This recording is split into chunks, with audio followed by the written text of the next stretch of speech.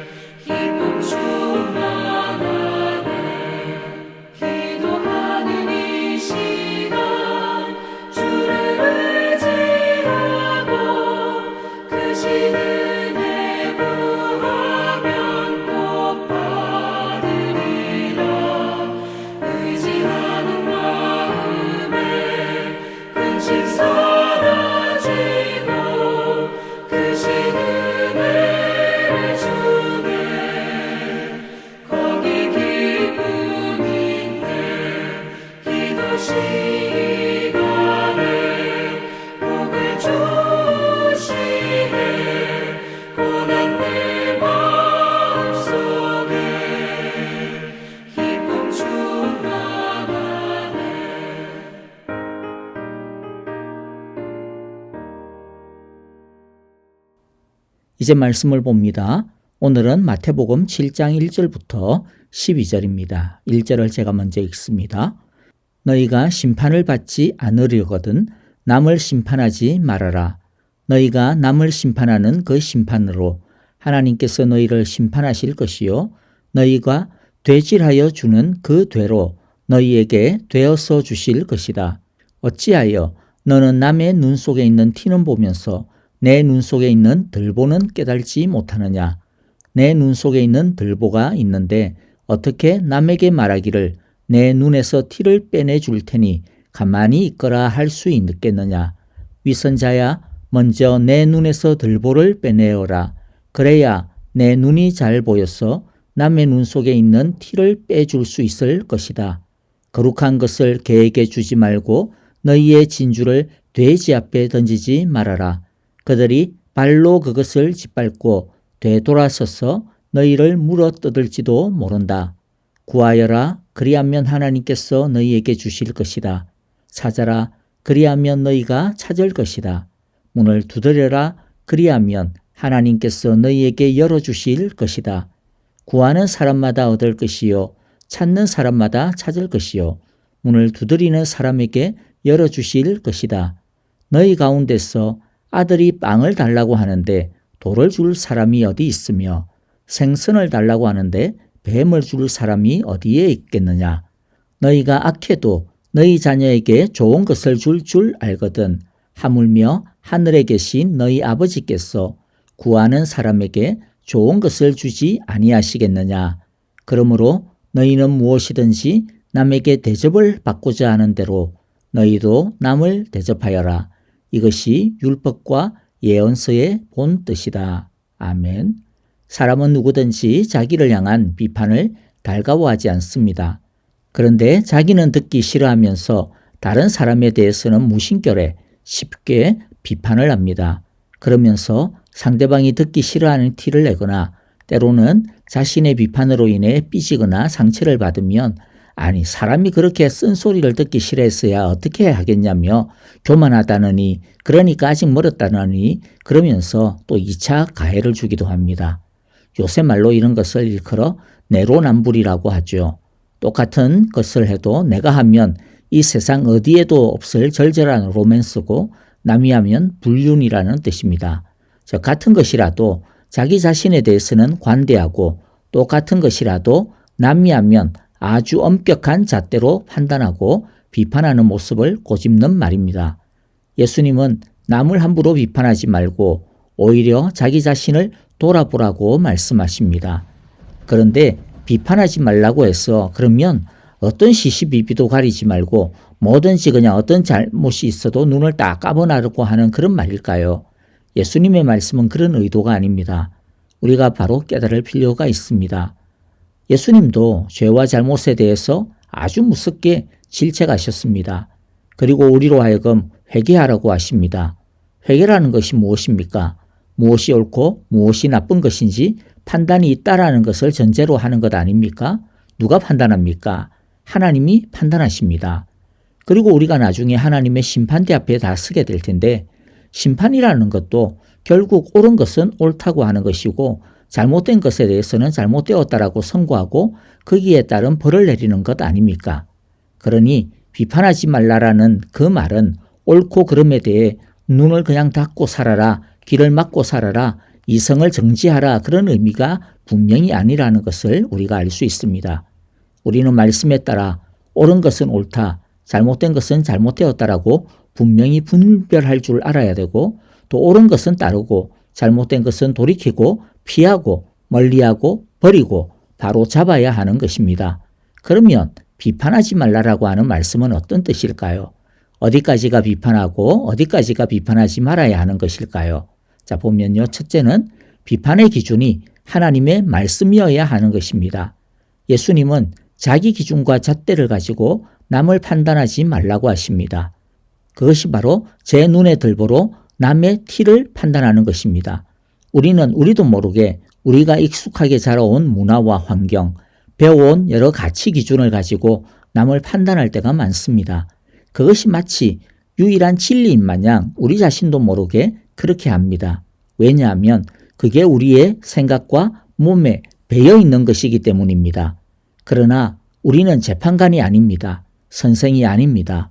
오직 하나님의 말씀만이 유일한 기준입니다. 둘째는 사랑 없이 비판하는 것은 정죄입니다. 하나님이 죄인을 판단하시고 심판하실 때 어떻게 하십니까? 죽으라고 벌하지 않았습니다. 어떻게든 한 사람이라도 더 구원받게 하시기 위해 사람 안에 있는 죽을 죄의 병을 끄집어내신 것입니다. 그리고 그 죄인을 구원하시기 위해 당신의 독생자 예수님을 그들을 대신하여 죽으라고 이 땅에 보내어 주셨습니다. 하나님의 심판과 판단은 사랑의 죽음 위에 행해지는 것이었습니다. 그러므로 다른 사람에 대해 시시비비를 따질 때 그저 누가 옳으냐, 누가 그러냐라고 하는 것만을 따지는 것은 그냥 비판일 뿐입니다. 우리는 지적하고 따지기 위해 판단해서는 안 됩니다. 진리는 바르게 하고 함께 살아가고 살리기 위한 것이지 남을 굴복시키고 부끄럽게 하고 죽이기 위한 것이 아님을 명심해야 합니다. 셋째는요, 용납과 용서 없이 비판하는 것은 정죄입니다. 하나님은 말씀을 통해서 계속해서 우리가 잘못된 길을 가면 지적하십니다. 훈계하시고 판단을 넘어서 징계하시기까지 하십니다. 그러나 아무리 큰 죄인이라도 자신의 죄를 자백하고 회개하면 용서하십니다. 그리고 다시는 기억조차 하지 않으십니다. 그리고 똑같은 죄를 죽을 때까지 계속 짓고 또 죄를 지을 때마다 또 회개하여도 하나님은 짜증내지 않고 용서하십니다. 이것이 하나님이 판단하고 비판하는 방법입니다. 다른 사람이 진리에서 어긋난 것을 판단하고 시시비비를 가려야 한다면 해야 합니다. 하지만 우리는 그 잘못을 용서해야 합니다. 그리고 그가 바로잡을 때까지 예수님이 우리에 대해서 하신 것처럼 끝까지 인내를 가지고 계속 용서해야 하는 것입니다. 넷째는 우리는 우리가 재판관도 선생도 아님을 알아야 합니다.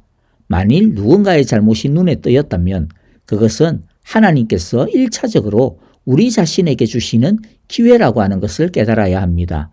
다른 사람을 지적하라고 보여주시는 것이 아니라 그것을 통하여 우리 자신을 돌아보라고 하나님이 다른 사람의 잘못을 통해 우리를 보게 하는 것임을 잊지 말아야 합니다. 그러므로 언제나 손가락은 우리 자신을 향하여 있어야 함을 잊지 말아야 합니다. 이것이 주님께서 너희 눈 안에 있는 들보를 먼저 보라고 하신 뜻입니다. 그리고 이어서 예수님은 다시 한 번 더 기도 응답의 원리를 우리에게 가르쳐주고 있습니다. 첫째는 7절 8절인데요. 하나님 아버지의 선하심을 믿고 구해야 합니다. 구하라, 찾으라, 문을 두드리라라고 하는 말은 무조건 받을 때까지 때를 쓰라라고 오해하는 경우가 있는데 본문을 보면 그런 의미가 아니라는 것을 우리는 알 수가 있습니다.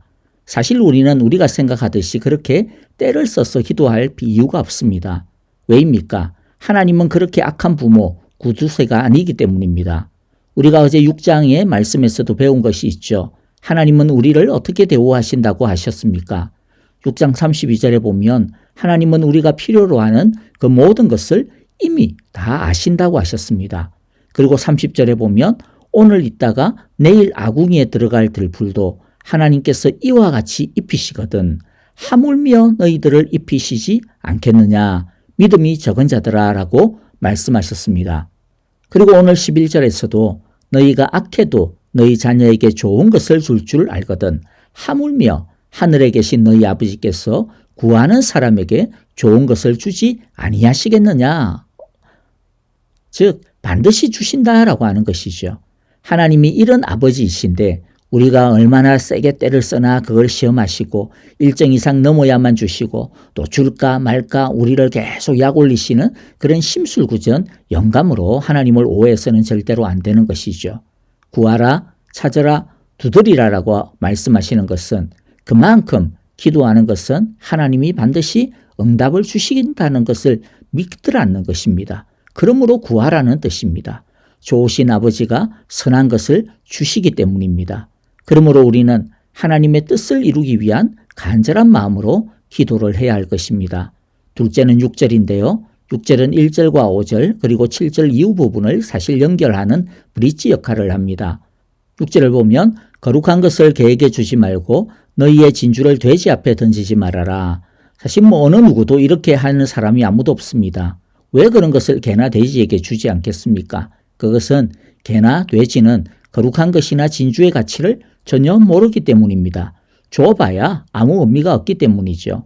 손해도 그런 손해가 없기 때문입니다. 왜냐하면 그들이 발로 그것을 짓밟고 되돌아서서 오히려 너희를 물어뜯을지 모르기 때문이다 라는 것이죠. 왜 물어뜯습니까? 아무리 주인이 좋은 것이라고 줘도 개, 돼지가 원하는 것은 지들이 먹고 즐길 그것뿐이거든요. 그거 안 주니까 그냥 물어뜯는다라는 말입니다. 마찬가지입니다. 하나님도 하나님 나라의 거룩한 것, 특히 성령을 의미하는데요. 성령이나 하나님 나라의 귀하고 값진 부활을 줘봐야 그 가치도 모르고 줘봐야 제대로 사용할 줄도 모르고 그저 그것 가지고 자기 재미를 위해 장난치거나 죄의 똥통 가운데서 뒹굴 그런 곳, 그런 사람에게는 주지 않으신다는 뜻입니다. 그러니까 누가 기도 응답을 받습니까? 자기가 무슨 기도를 하고 있는지 그 의미와 가치를 올바르게 아는 사람입니다. 즉 하나님의 뜻대로 사용할 수 있는 사람입니다. 하나님도 실컷 기도 응답을 해주는데 그것 가지고 오히려 죄를 짓는 데 사용하고 하나님을 멀리하게 되어지게 된다면 아니 하나님도 응답해 놔놓고 얼마나 난감하시겠습니까? 여러분 그러므로 야고보서 4장 2절과 3절에 보면요. 너희가 얻지 못하면 뭐하지 않았으다? 구하지 않았으다. 그런데 구하여도 받지 못하는 것은 무엇 때문이다? 정욕으로 쓰려고, 즉 우리 마음대로 쓰려고 우리 하고 싶은 대로 쓰려고 잘못 구하기 때문이다 라고 말씀하고 계십니다. 그러므로 기도 응답을 제대로 받고 싶습니까? 그러면 하나님이 후하게 주시고 흔들어 넘치도록 주셔도 전혀 아깝지 않을 그런 믿음과 인격의 그릇을 우리가 먼저 준비해야 할 것임을 기억해야 할 것입니다. 셋째는 12절인데요. 그러므로 너희는 무엇이든지 남에게 대접을 받고자 하는 대로 너희도 남을 대접하여라. 이것이 율법과 예언서의 본뜻이다. 즉 성경의 본뜻이다 라고 하는 것이죠. 여기서 남은 하나님이 될 수도 있고 다른 사람이 될 수도 있고요.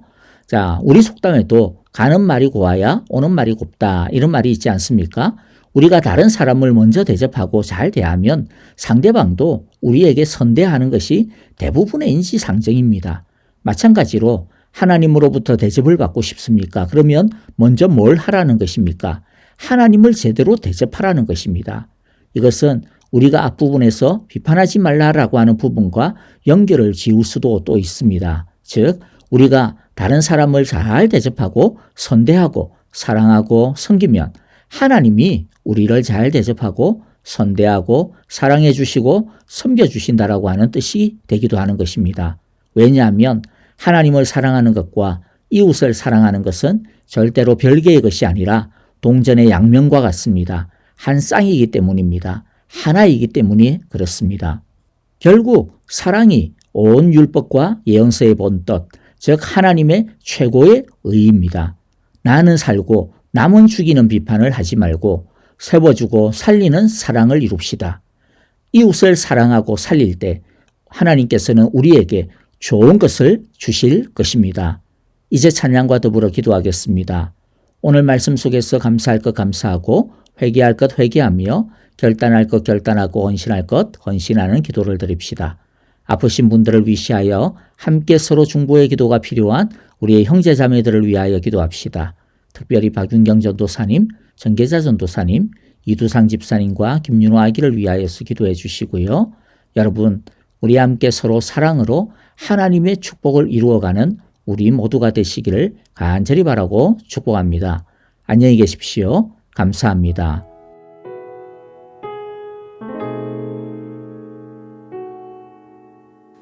이 세상을 살아가는 동안에 나의 힘을 의지할 수 없으니 기도하고 낙심하지 말 것을 주께서 참 소망이 되심이라. 주의 길을 걸어가는 동안에 세상의 것 의지할 수 없으니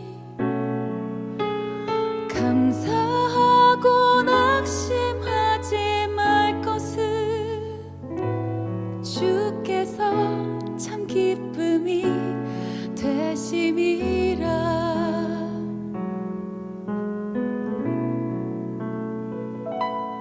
하나님의 꿈이 나의 비전이 되고 예수님의 성품이 나의 인격이 되고 성령님의 권능이 나의 능력이 되길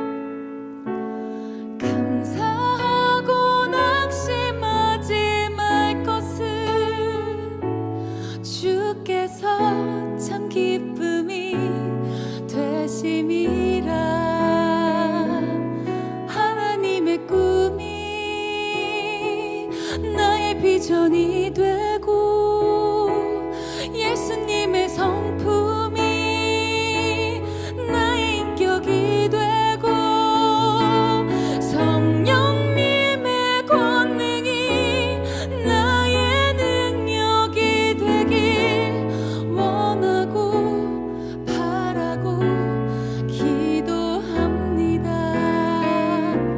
하나님의 꿈이 나의 비전이 되고 예수님의 성품이 나의 인격이 되고 성령님의 권능이 나의 능력이 되길 원하고 바라고 기도합니다. 원하고 바라고 기도합니다. 원하고 바라고 기도합니다.